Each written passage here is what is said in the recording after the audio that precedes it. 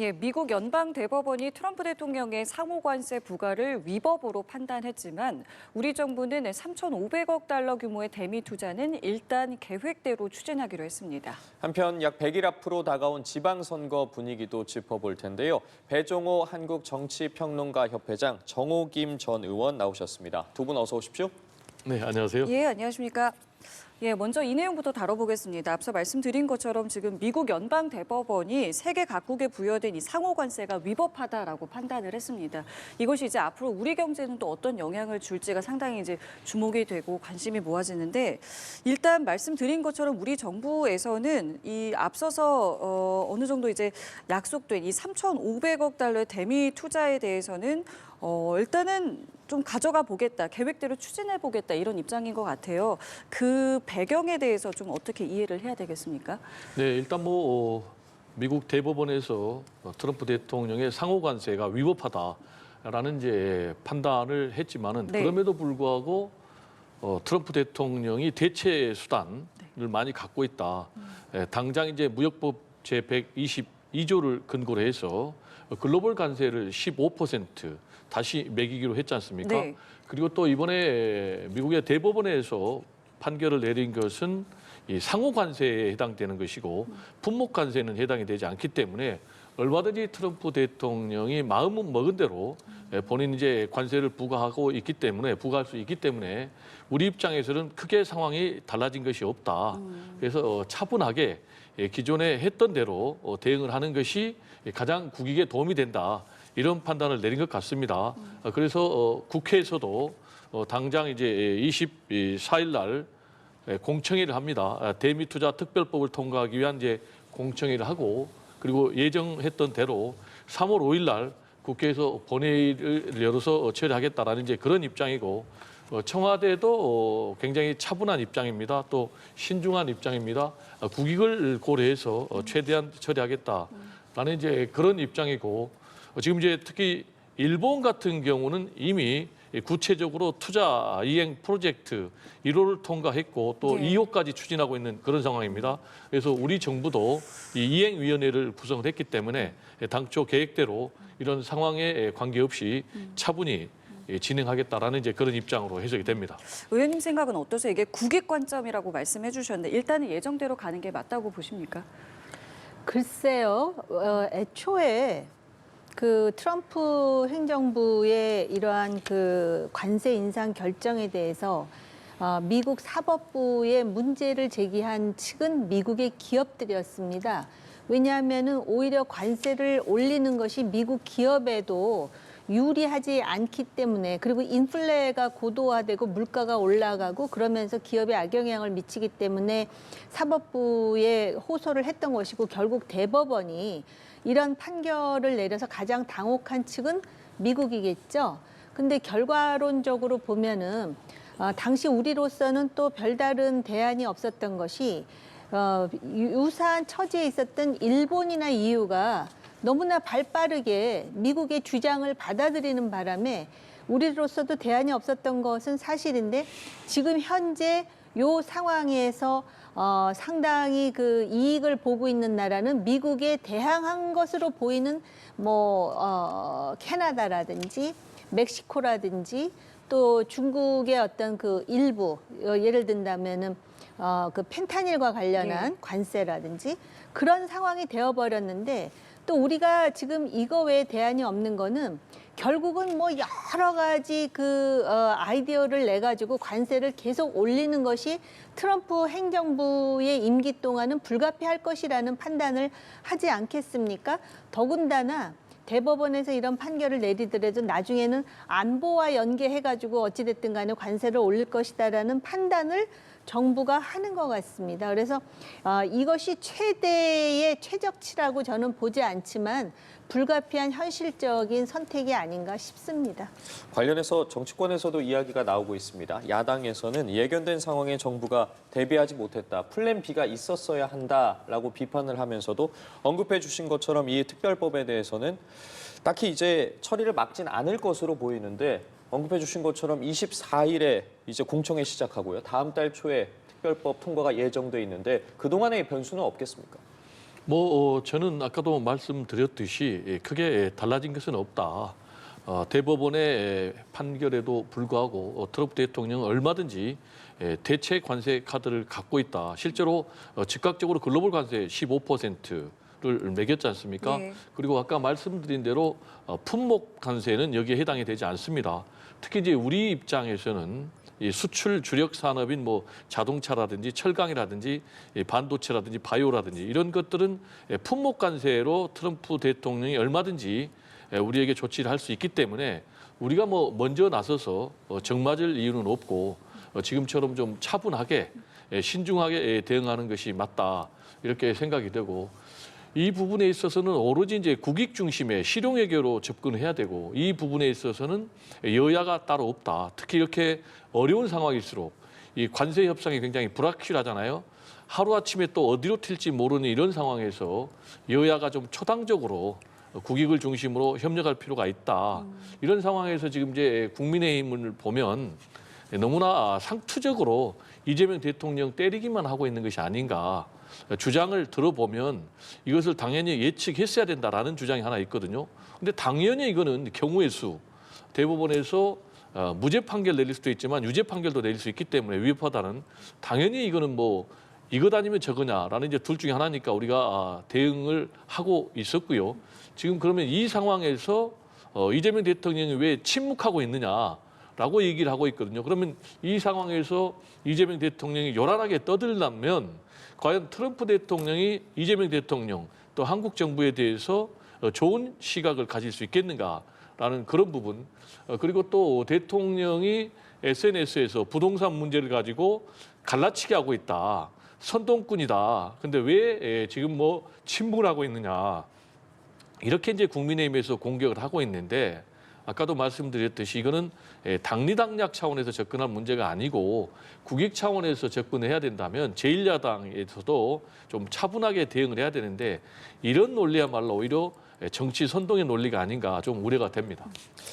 말씀해 주신 것처럼 지금 국민의힘의 비판에 민주당에서는 과거에 국민의힘이 이 대미투자특별법이 재정이 아닌 비준을 요구했던 점을 문제 삼으면서 초당적 협력을 당부를 했습니다. 만약에 이제 비준을 체결했다면 오히려 지금 더 상황이 악화가 됐을 거다라고 입장을 밝혔는데 어떻게 들으셨는지 여쭤보겠습니다.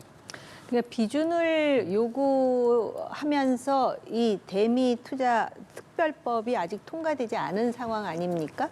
그래서 어떻게 보면은 그런 야당의 주장을 지렛대로 삼아서 미국과 협상할 때 활용하는 그런 운용의 묘를 발휘했어야 되는 것이 맞고요. 그다음에 지금 그 15% 글로벌 관세로 인상을 했지만 실제로 그 미국의 압박에 굴하지 않고 관세를 높이 맞은 나라들이 있어요. 근데 이런 나라들은 지금 15%로 떨어진 거예요. 그러면서 대규모의 투자도 약속하지 않았잖아요. 근데 결국은 우리는 15%가 될 것인데도 불구하고 대법원 판결에 따라서 대규모 투자를 약속했잖아요. 대규모 투자라는 거는 우리가 원해서 한 약속이 아니지 않습니까? 그런 점에서 지금 야당에 대해서 공격을 할 것이 아니라 그 야당의 어떤 주장을 원하든 원하지 않든 합리적이든 합리적이지 않든 이걸 지렛대로 미국과 협상하는데 좀 활용하는 그러한 어떤 정교한 전략이 없었다는 것은 분명하다라는 것이고요. 지금도 아직까지 트럼프 행정부이기 때문에 우리의 방향성은 그거다라고 하지만 그럼에도 불구하고 이 대규모 투자라는 건 결국 국민 혈세로 나가는 거 아닙니까? 이걸 국익이라고 주장을 하는데 과연 대규모 투자를 해서 우리가 받아들일 수 있는 게 얼마인지에 대한 그런 어떤 계산이 정부 차원에서 좀 분명해야 될 것 같고요. 그다음에 다양한 대체 관세가 있다라고 얘기를 하지만 실제로 지금 글로벌 관세도 한도가 있습니다. 소위 기간으로. 그리고 나서 트럼프가 또 뭔가 머리를 짜내야 되는 상황이거든요. 그렇다면 정부 차원에서 미국이 대체 관세로 할 수 있는 카드가 무엇인지에 대한 정확한 정보가 있어야 된다고 생각을 하고 그에 따른 우리의 전략을 세워야지 트럼프 행정부가 압박을 가하기 때문에 이거는 대안이 없다라는 그러한 어떤 현실론에 입각해서 따라가는 거는 바람직한 태도는 아니라고 봅니다. 예, 알겠습니다. 자, 그리고 이제 내일이면은 지방선거 D-Day 100일이 됩니다. 이제 100여일 앞으로 다가온 지방선거 관련해서 두 분께 좀 여쭤보고 싶은 것이 최근에 이 대통령의 어떤 발언들을 보면 이제 부동산과 관련된 언급이 상당히 많고 어젯밤에도 이제 SNS를 올렸는데 이제 최근에 이제 국민의힘에서 이런 주장을 했죠. 이제 다주택자 규제로 인해서 전월세 가격이 오를 수 있다라는 이제 이 부분에 대해서 억지 주장이다라면서 이제 정면 반박하는 글을 어제도 SNS에 올렸는데 글쎄요 이제 지방선거가 이제 약 100일 앞으로 다가왔고 이번 100일 남은 이제 지방선거에서 이 부동산이라는 이슈가 어느 정도의 영향 또 어느 정도의 변수가 될 것 같으신지 두 분께 좀 여쭤보고 싶은데 먼저 의견 여쭙겠습니다. 네, 굉장히 중요하다고 봅니다. 부동산 이슈는 굉장히 유권자, 국민 시민 입장에서 민감한 이슈죠. 지난번에 이제 윤석열 전 대통령이 당선됐을 때도 결국 이제 문재인 정부의 부동산 정책이 실패해가지고 정권이 넘어갔다. 이런 이제 판단을 이재명 대통령도 하고 있어요. 그렇기 때문에 부동산 시장을 안정시켜야만이 6.3 지방선거에 필승할 수 있다. 물론 지방선거 승리만의 목적이 아니고 국민들의 삶이 안정되기 위해서 또 그리고 지속적인 국가의 성장과 발전을 위해서는 부동산 시장이 안정이 돼서 이 자본이 생산적인 분야로 이동을 해야 된다라는 것이 이제 이재명 대통령의 확실한 신념 같고요. 그런 차원에서 이재명 대통령의 연일 부동산 투기하고의 전면전, 지금 뭐 SNS를 통해서 새벽 1시 넘어서도 올리고 있고 예. 또 설명절 연휴에도 쉬지 예. 않고 올리고 있잖아요. 예. 그런 맥락에서 이번에 또 SNS 이 다주택 규제 이게 과연 부동산 시장의 안정에 도움이 되느냐 안 되느냐 이것 관련해서 이제 국민의힘에서 오히려 이렇게 함으로 인해서 전월세 값이 오른다라고 이제 주장을 하고 있으니까 이재명 대통령은 아니다. 지금 이제 다주택자 중과 유예를 종료시키고 네. 대출에 대해서도 상당히 좀 제약을 가하면 결국 매물이 나올 것이고 매물이 나오게 되면 그것을 이제 무주택자에게 넘어가기 때문에 전체적으로 전월세 값도 안정이 된다라는 것이 이제 이재명 대통령의 생각이고요. 이게 이제 과연 중요한 것은 실제로 전월세 시장이 어떤 모습을 보이느냐가 가장 중요할 것 같은데 네. 현재까지 여론조사를 보면 우리 국민들은 긍정적인 평가를 하고 있다. KBS가 실시했던 설명절 연휴를 보면은 다주택에 대해서 이 중과를 유예하는 것이 종료하는 것이 굉장히 잘한다라는 평가가 65%. 그리고 효과를 볼 것이다가 또 50%를 넘는 이런 상황. 그리고 또 이재명 대통령이 국정 운영을 굉장히 잘한다라는 이제 국정 운영에 대한 긍정 평가가 65%가 나왔는데 이 긍정 평가 요인의 첫 번째가 경제와 민생이었는데 두 번째가 부동산이란 말이에요. 그래서 지금까지는 우리 국민들은 이재명 대통령의 부동산 정책 그리고 또 SNS를 통한 강한 뭐 여론전에 예. 대해서는 긍정적인 평가를 하고 있다. 그래서 시장이 안정이 된다면 이재명 대통령의 이런 부동산 투기와의 전면전은 더 국민들로부터 긍정적인 평가를 받을 가능성이 높다. 이렇게 전망이 됩니다. 말씀하신 것처럼 이재명 대통령이 직접 언급도 하고 직접 반박도 하고 강한 의지도 계속 보여주고 있는데 이것이 이제 지방선거에는 어떤 영향을 좀 줄 것 같으세요?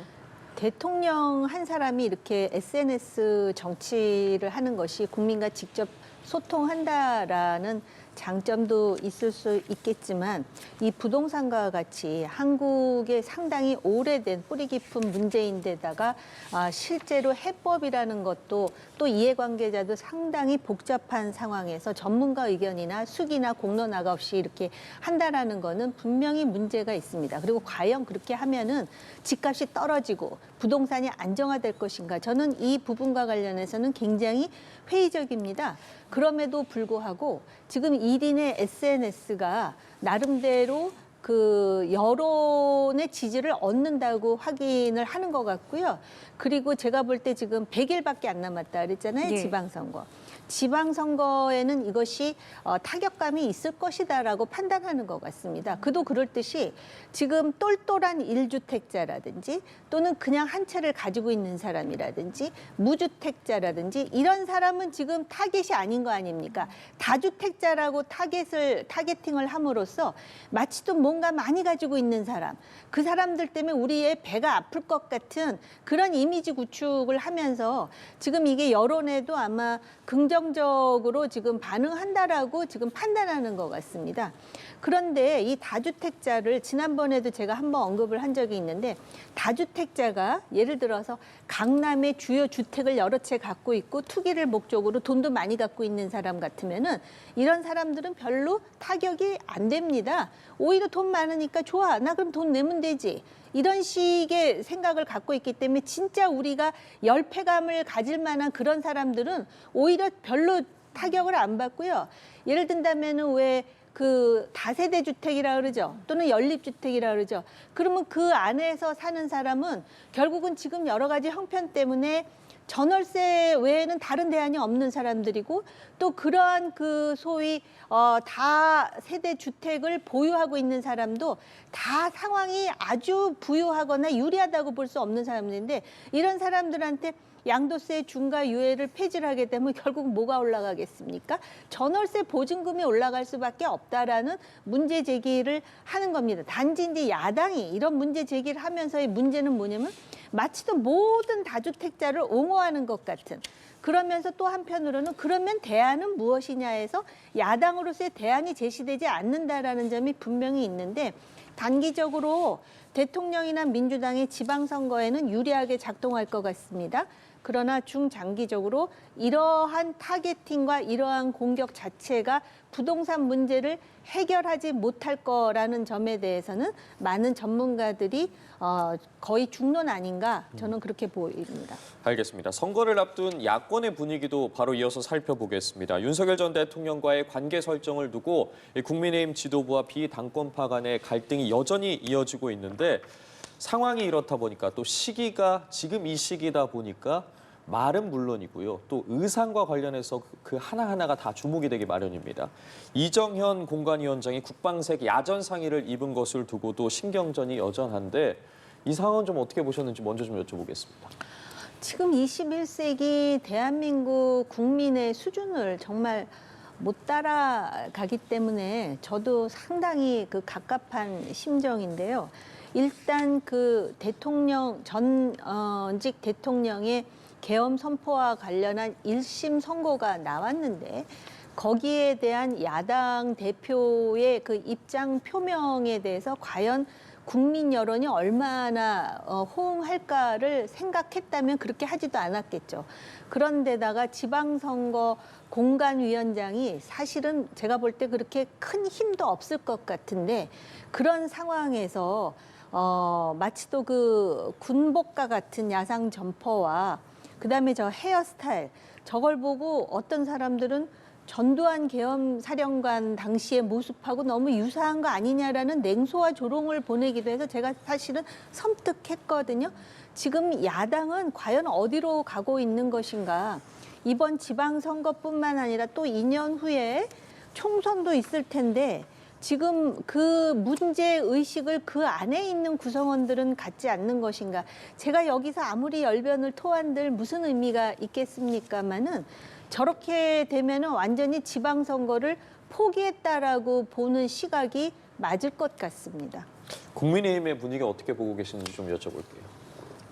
너무나 좀 퇴행적이고 시대착오적인 그런 행보를 계속하고 있는가 이렇게 생각이 되고 이정현 이 공관위원장을 선택한 것도 저는 굉장히 잘못된 선택이라고 봐요.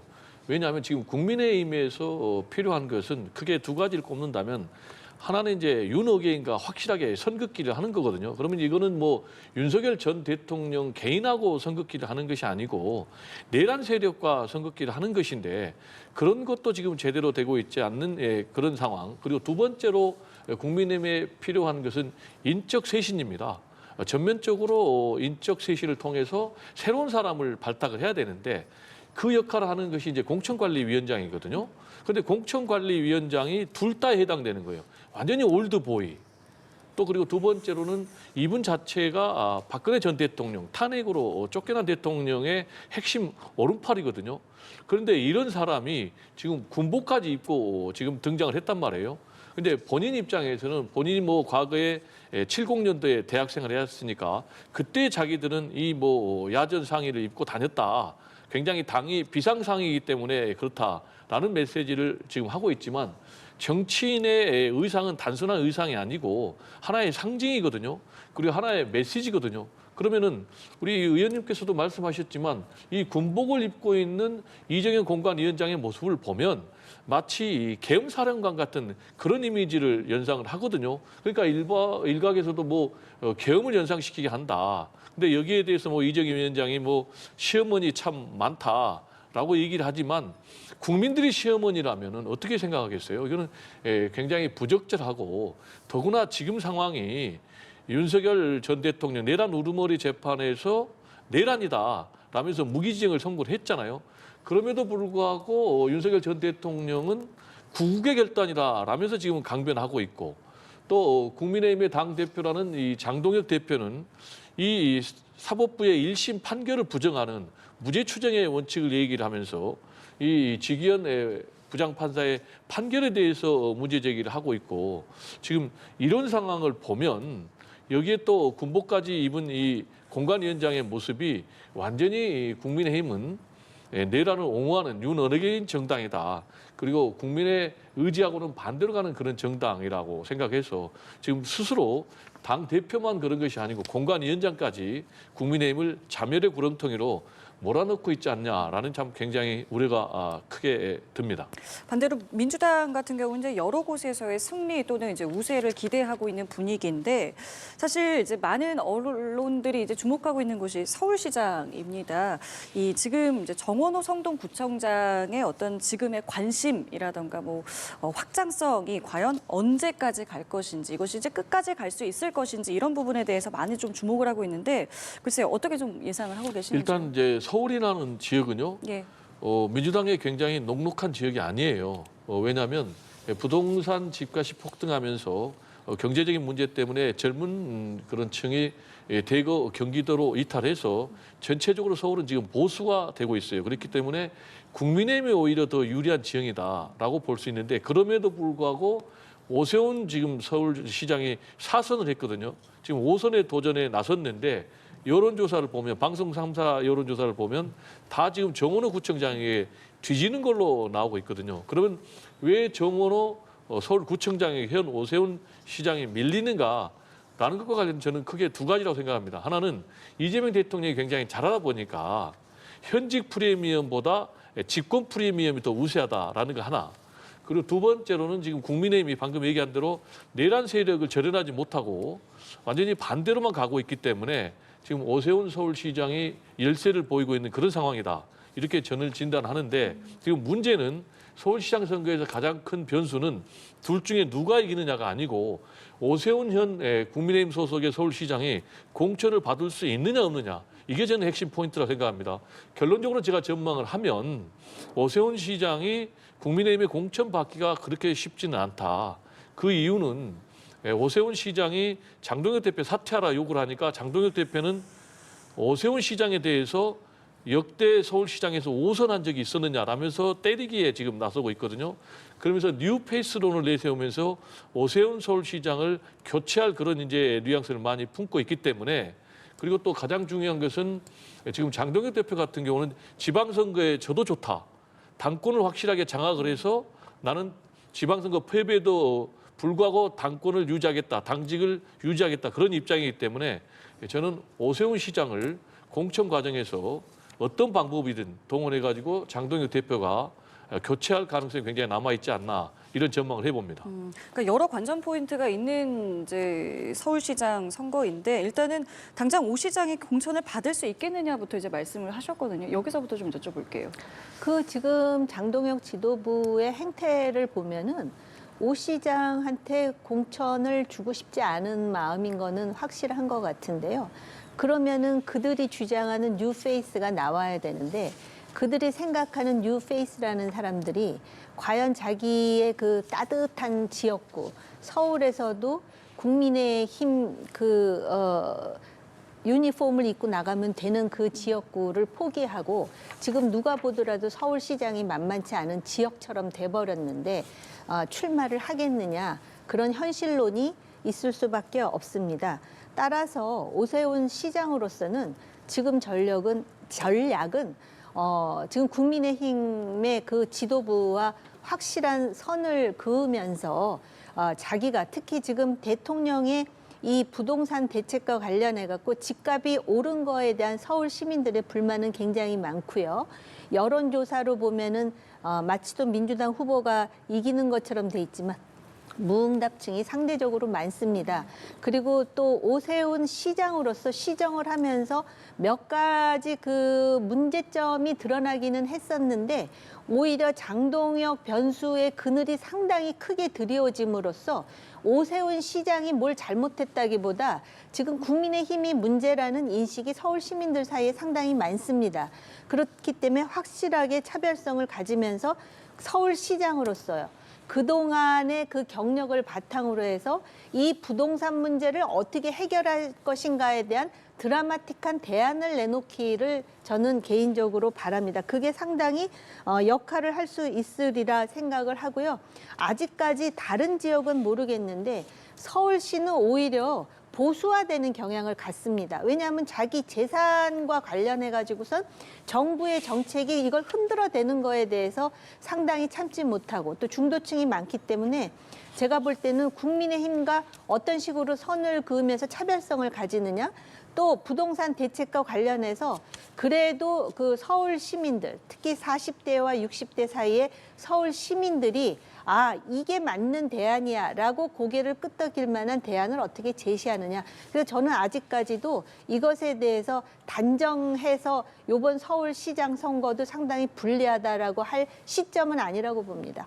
알겠습니다. 끝으로 두 분과 이 내용을 좀 다뤄보겠습니다. 김인호 산림청장이 음주 교통사고를 냈습니다. 보고를 받은 이재명 대통령 즉시 직권 면직 처리를 했는데 김 청장 같은 경우에 성남시 또 경기도 정책자문에 참여했던 학자 출신입니다. 이 대통령의 측근으로 이제 분류가 되기도 했었는데 이번 사태 어떻게 바라보십니까? 네, 굉장히 부적절하죠.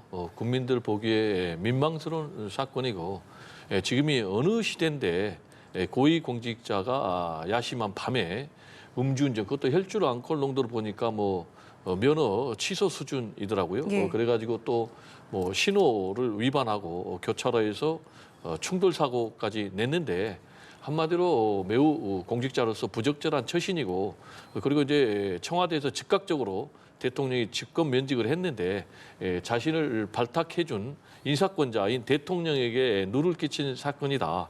특히 이제 이 김인호 산림청장 이제 전이 되겠죠. 예. 이분 같은 경우는 인사 전후에도 굉장히 말이 많았잖아요. 예. 말씀하신 대로 누구하고 가깝냐 안 가깝냐 이런 굉장히 말이 많았는데 그럼에도 불구하고 발탁이 됐다면 오히려 더 처신을 신중하게 했어야 됐는데 결과적으로 이렇게 해서 인사권자에게 큰 누를 끼쳤고, 지금 이제 대통령실은 이제 첫 번째로 법령을 위반했다라는 거 하나, 그리고 공직기강 강화 차원이 두 번째고, 앞으로 또 국민 눈높이에 맞는 행정을 보이고 싶다라는 이제 그런 차원에서 즉각적으로 직권 면직을 했는데, 이게 좀 다른 공직자에게 하나의 경종을 울리는 사건이 돼서 다른 공직자들이 더욱더 좀 국민의 공복으로서 충실하게 자기관리를 해야 되는 것 아닌가라는 생각이 좀 듭니다. 국민의힘에서 말씀하신 것처럼 당장 인사검증 실패에 대해서 사과해야 한다라고 주장하고 있고 또 사유에 대해서도 설명해야 한다라고 입장을 냈습니다. 네, 인사검증 실패 확실하죠. 애초부터 들어올 때부터 얼마나 말이 많았습니까? 지금 언급된 대로 처음에 셀프 추천을 했어요, 자기 자신을. 예. 그럴 뿐만 아니라 김현지 씨와의 관계에 대해서 또 많은 논란이 있었던 것도 사실입니다. 그럼에도 불구하고 임명이 됐는데 6개월 만에, 지금 동영상을 보시면 아시겠지만 인명 피해가 없었다 뿐이지 어떻게 저렇게 위험한 일을 공직자가 벌입니까? 그렇기 때문에 대통령으로서는 직권으로 당장 면직할 수밖에 없는 상황이지만요.